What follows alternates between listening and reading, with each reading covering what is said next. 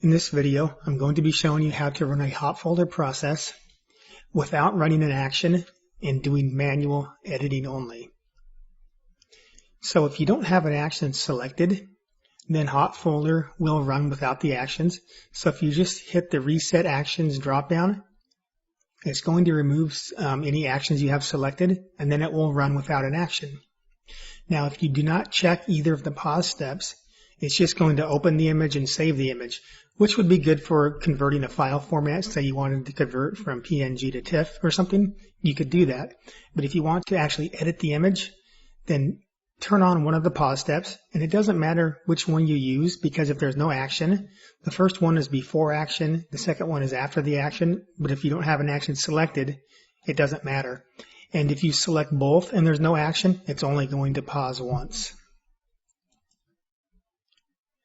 So we're all set up, ready to run. And so what I've got for this demonstration is I'm set up to watch a folder called Watch here, and then to save to this folder called Event Save. And we're going to use this folder as a simulated tethered camera. So when I hit Watch Hot Folder, it's going to give me a message that just says I don't have any actions selected. That's just an FYI message in case you forgot to select an action. You could go back and select that. But since we don't want an action, I'm just going to hit Continue Processing. So now it's just waiting for images. So again, this is a simulated tethered camera here. And then we've got a watch folder. So sometimes you'll have two people at an event.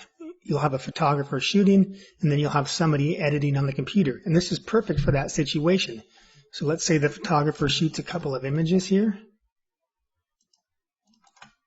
And then those automatically get moved into the watch folder. Now, by the way, you have to have your tethering software set up to get the images from the camera to the folder on the computer.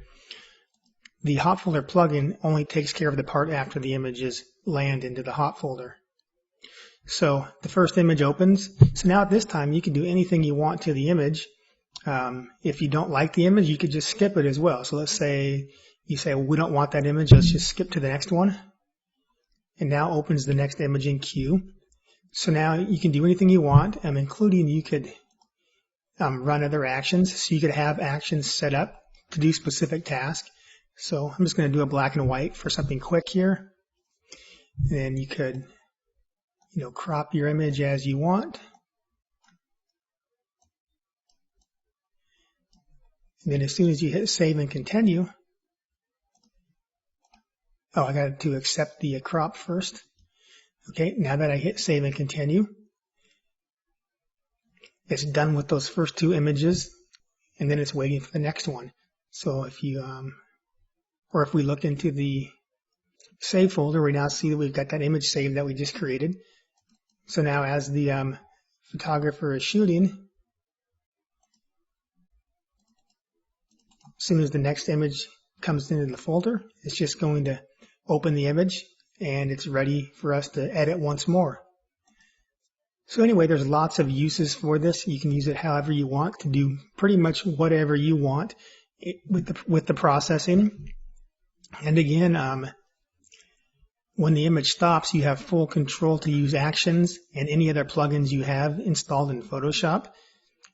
Those will not interfere with the hot folder processing, because the way I was able to program it in this version, unlike the last version, is this is completely idled out right now, and there's nothing running in the background as far as there's no JavaScript or anything else running. It's just completely idle, waiting for the user to press a button.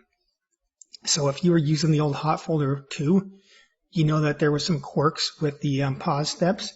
You will not get those quirks in version 3. So I highly recommend, if you're using version 2, to update to version 3, because these pause steps will run flawlessly in both batch mode and in the hot folder mode as well.